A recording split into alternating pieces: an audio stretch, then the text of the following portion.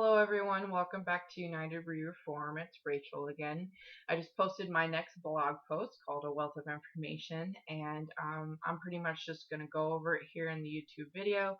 I'm also probably going to give a little bit of extra bits for you guys that I didn't particularly put on the blog post. So let's get started, shall we?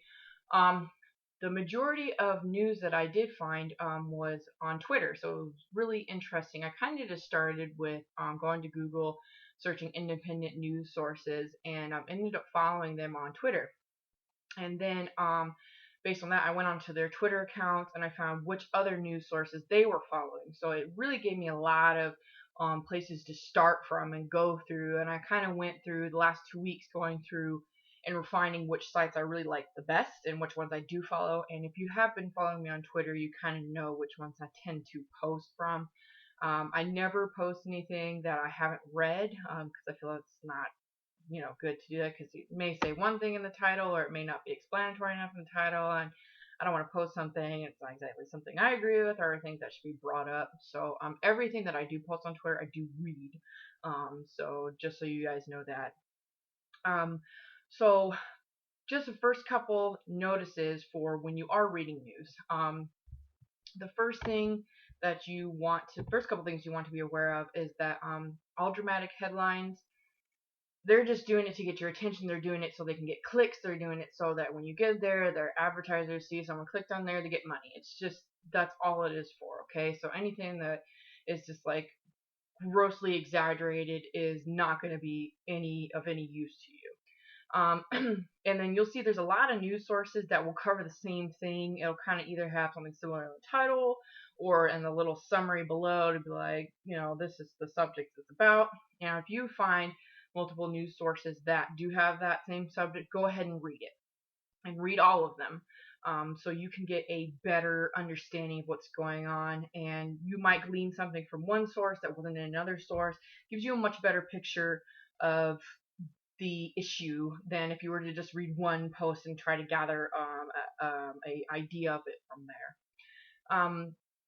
Also be wary of stories that where they're trying to how do I say this? Like if the best thing I can say is if a politician says something, they say, "Oh, look, this politician said something really dramatic and this is why they're a bad person and that conflicts with these people and blah blah blah." But there's something like either the text is too short, it's like one sentence, or they didn't tell you what the response was, or what they were responding to.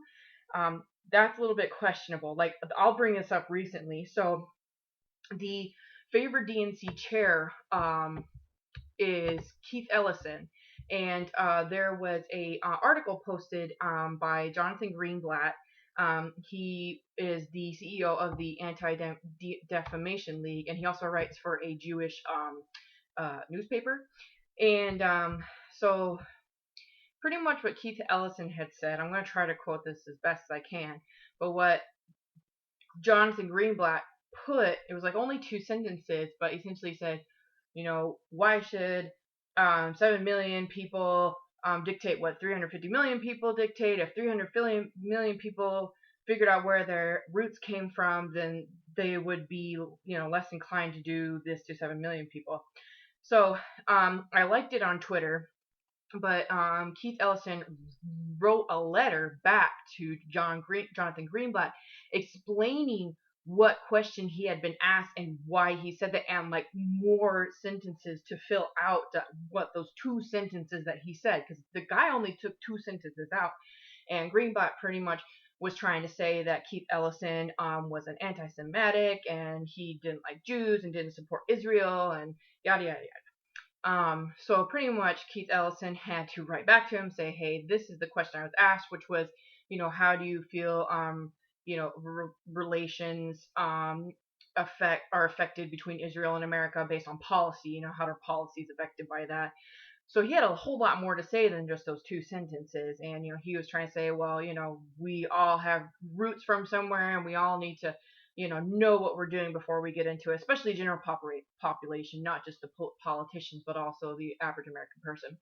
So this is what I'm talking about with that whole out of context thing. So um, again, Jonathan Greenblatt only had like 2 sentences, didn't bother to say where he was, what Keith Ellison was responding to. He just said he was at a private forum, but didn't bother to say what it was about, nothing. It was just like that whole article was just totally, just built it up out of these 2 sentences to make it look like Keith Ellison was against Jews because he's a Muslim and yada, yada, yada. So that's a prime example of that. So just totally be wary when you do see something like that.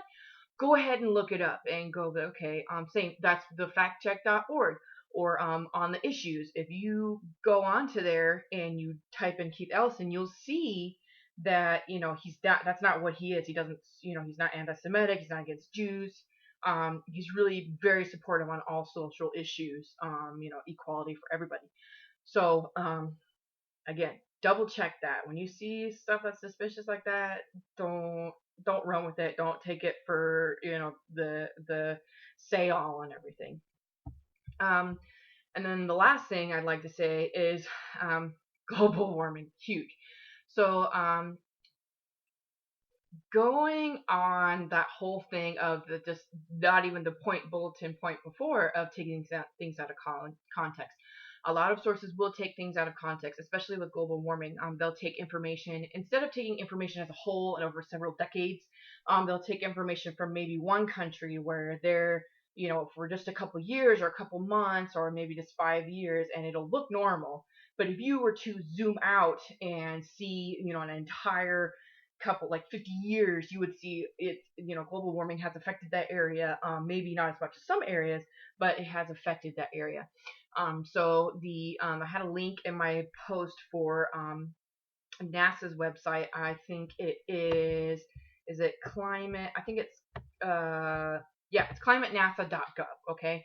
So if you ever want any information about the climate, if you read an article where it's like, oh, hey, global warming, not that serious, we can put it off, or we only need to do this much, or this is what really, just go fact check it, okay? Especially with global warming. Global warming is one of those things that you can't just, believe someone else and they talk about it unless they're from a super reputable source. Which leads me into my next point, which is news sources. So I have 2 top picks for my news sources. My first one is Spiegel. Spiegel is based out of Germany. They tend to be pretty unbiased for the most part. They really focus on economical and financial consequences of things that are based on policy, foreign policy, our policy, things regarding the Middle East, Russia, which is great because for me, for an average person like me who doesn't really know a lot, who's just getting into this, not knowing what the financial consequences are, good or bad, between political policies or trade or associations, this really helps me figure out what's going on. Especially the big thing right now, I just posted it, is with Italy, going on with Mr. Matteo Renzi and all his reforms, and that's a huge thing right now if you haven't heard about it. Essentially, the reforms are trying to get them better, get a better handle on all their debts that they owe, bad debt, and if they don't get these reforms through, or make a change in general, these reforms may not be the end all or the holy grail of everything. Essentially, all those debts are going to go bad. They're not going to be able to pay them back, and the EU, after being hit by Brexit, and Britain, the UK, the UK was one of the biggest members of the EU. Italy's kind of like the next big thing besides Germany. So that's a really big deal right now. So I'll keep on track with you guys with that, and I'll try to keep posting on Twitter, so you guys can keep on that. Next one is the Real News Network. I love the Real News Network. It's really good. I always listen to it in the morning because they're always posting all day, but usually the stuff in the morning is the most pressing news. They're not government funded. They don't take they don't advertise, nothing. It's all based on donation. So when I actually get some money, I will be donating to them because they are a great wealth of information. They are also in conjunction with the Political Economy Research Institute, that is through the University of Massachusetts Amherst, and Political Research Economy Research Institute is just it's an institute through that university that encourages political debate and uncompromised research regarding politics and social issues. So the real news is very good for figuring out what an issue is, because a lot of the stuff I see on there, I didn't even know it was an issue, or I didn't even know it was that pressing. And then they explain why it's an issue, and then they usually bring somebody on that's very knowledgeable in the area. Like the ones I like watching the most are with Lawrence Wilkerson. He was the an advisor to Colin Powell in the George W. Bush administration, Jr. Administration, and he's since said, "Oh, I shouldn't have done some things that I did." I'm pretty sure some honest politicians have all felt that way. So he's a really good inside contributor, because he's been that high up, pretty high up, and he really knows what he's talking about. And we also had the most recent one about the, I think we were talking about carrier AC, and there was a man that they interviewed. I can't remember names. I'm horrible with it. But I'm pretty sure I linked it. And he is, like a professor of economics, and he's been down on the ground with all those people in that state. Um, so they really get, kind of high profile people, but they also get people who you wouldn't even know of, or you wouldn't even be aware of. So these people actually are aware of the situation. They have a better idea of the situation. They're actually interacting with the individuals who are affected by these situations, which is really important, because you can have someone you don't want someone who's very detached. Like, if you're watching mainstream media, you have a lot of people that kind of are like, from what I notice in mainstream media, is that these are people that have kind of a standoffish viewpoint of what's going on. They kind of speculate, and they're not really down there on the ground with most people. So that's what I really like about the real news. And they also are very good at covering stuff that's going on, again, over there with Syria, Pakistan, and Israel. So they're really good on a lot of that stuff too. So then we'll just quickly glance over all these things. So the New Republic leaned left. They tend to have really long articles. Um, and usually they will, a couple of writers really do acknowledge that they are left, but they also really do try to balance out with the opposite side. There's a couple articles that I really liked by them, trying to address the Rust Belt, and why the Rust Belt was so gravitated towards Donald Trump. And so, they acknowledge that they voted for Hillary, and they were, Democratic, but they also tried to really dig into, what was behind those people, what was so hard pressed for them that, it really, it affected them, to want to vote for Trump. What was it, instead of just, blame shifting and saying, oh, they're uneducated and they don't know any better and they're just, Republican hardcore Christians. No. So those articles were super enlightening, just really trying to get into their minds, because we all have issues, we all have things that affect us, and something that affects me may not necessarily affect someone who's in the Rust Belt state. So I thought those were really good, very enlightening, really kind of made me think on the opposite end of the spectrum. And like I said, I was guilty of thinking, hey, I told you last post, oh, everybody that voted for Trump was either uneducated or wealthy. And that's where I've been corrected with my news, that hey, the uneducated people, it's not because they're dumb, it's because they had some pretty legitimate concerns. So next source is Truth Out. Truth Out's kind of the same idea. They do lean left, but Truth Out tends to get all the little news things that you wouldn't necessarily catch everybody else doing.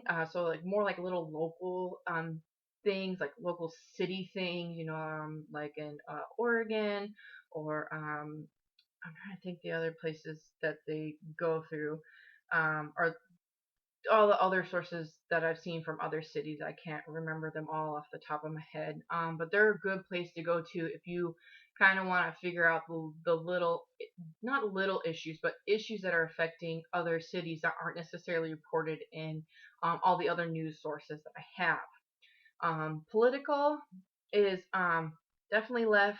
Um, they're good for kind of giving the most recent up to date issue, like the most recent thing. The hot news is what I like to call them.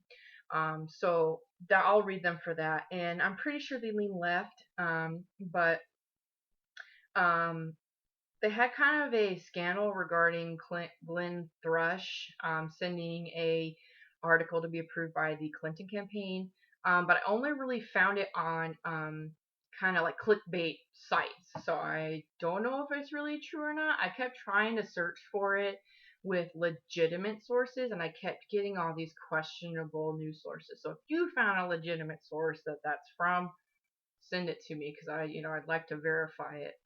Because like I said, there's just a lot of questionable like clickbait sites. I was like, ooh, okay. Next one is Times of Israel. It's definitely pro-Israel. It's most likely pro-Israel. So I take everything I read with a grain of salt on that one. Usually it's kind of like Politico. I kind of read it for the quickest updates on what's going on in the Middle East. So they're usually the first ones to report it, and so I will keep my eye on it and I'll read it, but I kind of just keep it in the back of my mind. I don't take everything verbatim for it. Next one is Al Jazeera. Al Jazeera is excellent. Al Jazeera will cover everything regarding the Middle East and outwards. So really, really good. Definitely leans left, but it's good about finding people who aren't as dramatic. Um,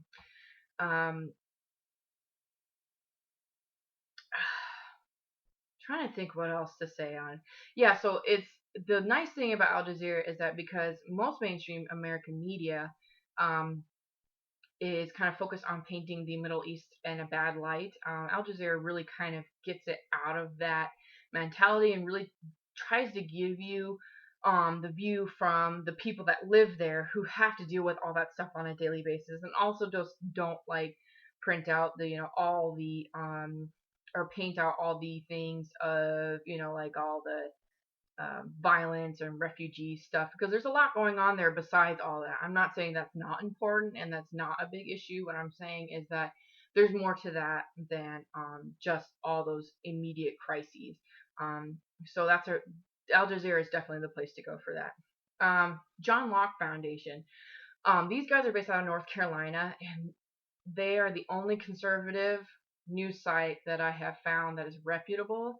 It's been incredibly infuriating to me to try to find conservative news sources that aren't kind of outlandish or follow conspiracy things, or really every article is not taking something out of context. It's been so frustrating for me. And so this site has actually been really good because it's finally just, they do have a conservative viewpoint, but they're very good about backing up their facts and having a very fleshed out article with both sides on it, and having a good viewpoint that isn't extreme or just blatantly biased. So now, the only thing, because it is based out of North Carolina, a lot of it does relate to things that are going on in my state. Some of it is based on the United States stuff, but mostly it's for us here. And they do a lot of financial stuff. Again, kind of like how Spiegel does. Stuff on the economy, interactions, all that stuff. So they do a lot of that, which is good for me again because I like to keep up on that. Last one is NPR Politics. So I do like to use NPR. Again, NPR is one of those places where I get updates. They're usually not as fast as Politico or Al Jazeera, or I'm sorry, Times of Israel, but I will get them, and they tend to be very neutral. They kind of just give you general information. They don't give you a lot of speculation. They do bring in people to talk about it, but usually these people just talk about facts and kind of give you just basic ideas of what's going on. Not really not a lot of in-depth information that'll really give you um, more to go off of. But it is a good place to get information. I listen to my local one, which is WFDD 8.5 of Piedmont, which is good because it gets me my information that I need, especially right now, which is super important, is the governor's race between McCrory and Cooper. So that's something I've been trying to keep up on for the last 2 weeks. So fact checking, really important. So first one is, again, should be self-explanatory, factcheck.com. Great source. If there's anything you have any questions on, like let's say you see something on Facebook or you see something, don't get your news from Facebook, kids. Don't do it. That's bad. There's a whole article about that. Don't do it. Anyways, so if you are, or if you're just reading one of these news and you're like, that seems a little suspicious to me, go to factcheck.org, type it in. Usually they will have it. If not, they'll usually have it a couple days later. Oh, sorry, that's my update. I'll turn my volume off. So, anyways, so they'll usually have it a couple days, maybe a week later to fact check it on. But if there's anything in the past you think, or especially with this whole campaign, that's really good to do. And the next one is ontheissues.org. So this is excellent because a lot of articles, especially kind of like out of their articles, they're very dramatic articles, they'll say, well, he said this one thing on this one day, and again, out of context. So it's really good for looking up what their voting history is and what they have said, and it usually records everything that they've said and the year that they said it, or the year that they voted on it. And so it has different sections of stuff, like fiscal spending, women's right issues, social issues, global warming issues, right to bear arms issues, healthcare issues, everything. So it shows everything that they've said, everything that they voted on, and then it kind of does after that too. It has a basic summary of everything that they've said, and they kind of put it on like a point system. So it's interesting. The little diagram at the bottom, it's kind of like a little diamond, and every part of the diamond has like a leaning. So right is conservative, left is liberal. I can't remember. I think top is libertarian, and something's on the bottom, socialist maybe. In the middle is moderate. So based on the point system, it'll put the dot for the politician on there, and so it can kind of give you an idea of where do they lean, conservative or are they liberal, which is really good for me because I definitely, I kind of know the basics of what Republicans stand for, and I kind of know the basics of what conservative Democrats stand for. I kind of know the basics of socialists and libertarians.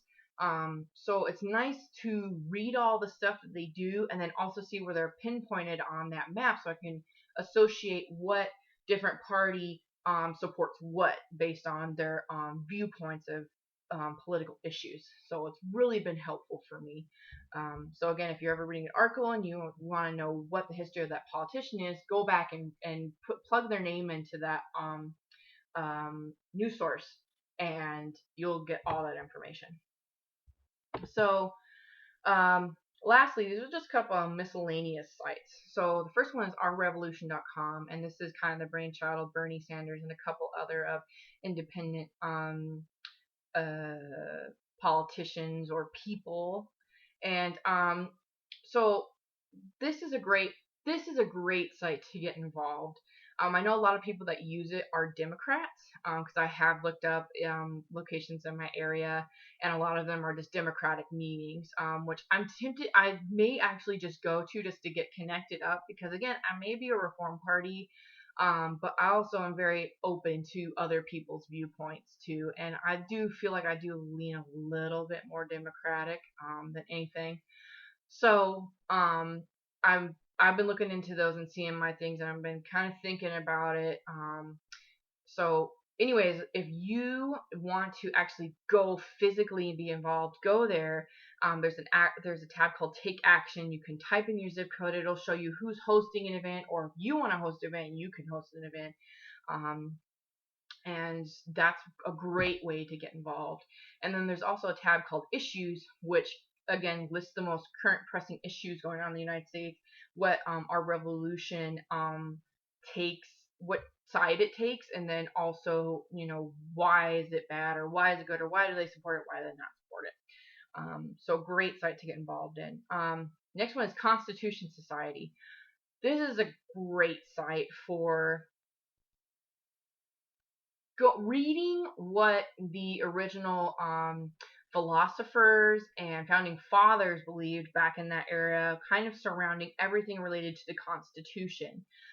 So if you have any questions about, what was this originally intended for, what was it, who was it based off of? Was it based off of John Locke or James Madison or Adam Smith? You can go back and read it. And it's even better because they have an issues tab also, which is really good for me because it kind of brings up things that I wasn't necessarily aware about that were constitutional issues that have been addressed in the United States. So currently, I'm bouncing between a bunch of things right now. Currently, I'm reading The Social Contract in Constitutional Republics, which pretty much basic summary is how the I guess how the politicians interact with the public and what they're contracted to do and what they're not contracted to do is pretty much what I'm gathering from it so far. And what boundaries there are and what boundaries there are not. So last one is an Investopedia.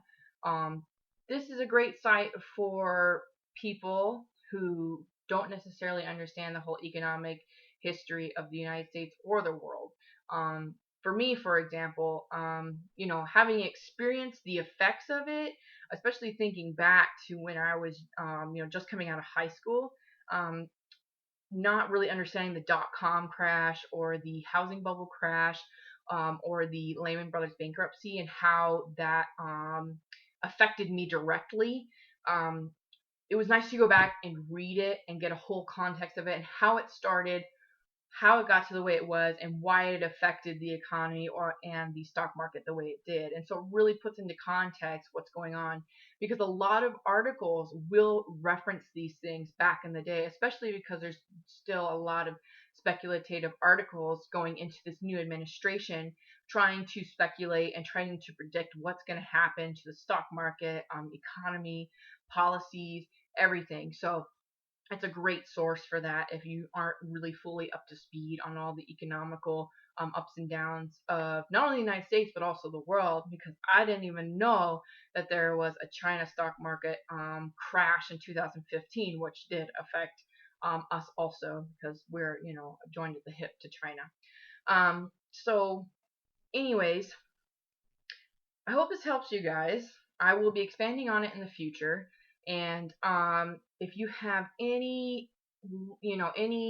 mostly if you have any sites that are conservative, that are reputable, that are credible, that aren't dramatic or very extremely biased or part of conspiracy stuff, please link it to me, because I really want to have a balanced information um, um, source for everything, because it's important to have both sides, especially going into this administration, and also seeing how and why we got here, which is very important, and just getting into the heads of on the people that have a better idea of what's going on. So if you have that, please, please send it to me.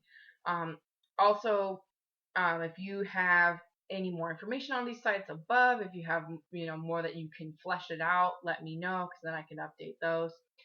And then lastly, I have to correct myself from my last YouTube video, because I said that NPR was supported by the Koch brothers, and they're not actually. It's PBS that is. So I had to correct myself. NPR is still, it's supported, at least my my local NPR, the WFDD, is supported by a lot of local businesses. And viewers or listeners also.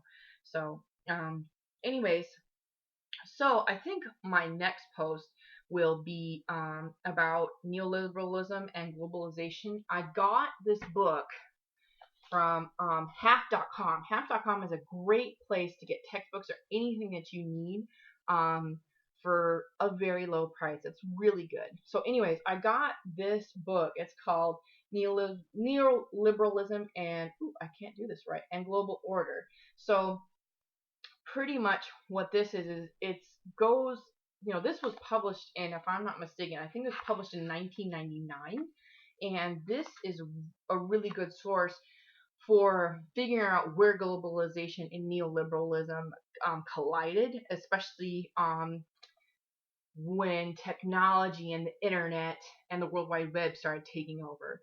So I feel like with all the news sources I have been reading, this has become a common denominator, the neoliberalism and globalization. So I picked this up because I needed to know, like, why is this coming back every time? This is just coming up in all these articles I'm reading. What is globalization? What is neoliberalism? So I think my next post will be on this. And as you can see, I've already got a bunch of little tabs and everything. So I'll be writing on that next. And then also I wanted to show you the media control book by Noam Chomsky too. You'll notice I'll reference him a lot. He's a, like I had told you before, he's been an activist since the 1960s. He's taught at MIT since 1955. And he's also the father of linguistics, and he's a political activist. So he's very in tune of what's going on. He's a very good analyzer and critiquer of the government, and also just the people who control government. So this is the cover of that book I was telling you about before, and it's a really tiny book. It's really small. It's only like only like 100 pages. So I finished it in like an hour. So it was, it was a really easy read, but it's very good read. And if you're following me on Twitter, you probably saw a couple quotes I put on there too that I felt were super important. And then lastly, I bought this because if you're like me, you really have no idea what's going on in the Middle East, besides me reading Failed States. So I'm still reading through that too, and kind of took a break on it to read my neoliberalism book. So I'll be reading through this, and I'll most likely do a post after the neoliberalism post about this, because I feel like if you're like me, you grew up during the just right after the Clinton administration and during the Bush administration. So that's when the majority of the time when I grew up, and kind of was influenced by that whole era. And I feel like again, going through mainstream media, I got this totally biased, warped picture of what's going on in the Middle East. And now looking back and reading Failed States and realizing I really have no idea what's going on over there and why it's going over there and why our actions in the last 40 years have really messed it up.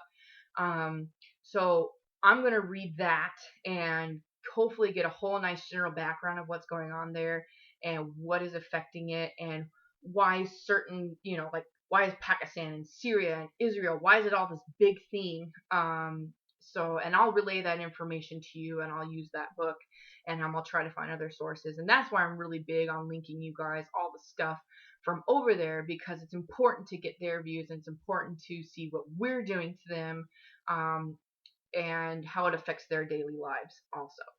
So anyways, thank you for joining me again. I really hope you guys have a great day, and I don't know when my next post will be, because like I said, I got to read through that book and get it all put together, and hopefully I don't get sick again. I'm so sorry for taking so long. I had my parents come visit for Thanksgiving, and then I got really sick. So here you guys are. So until next time, you guys have a great day.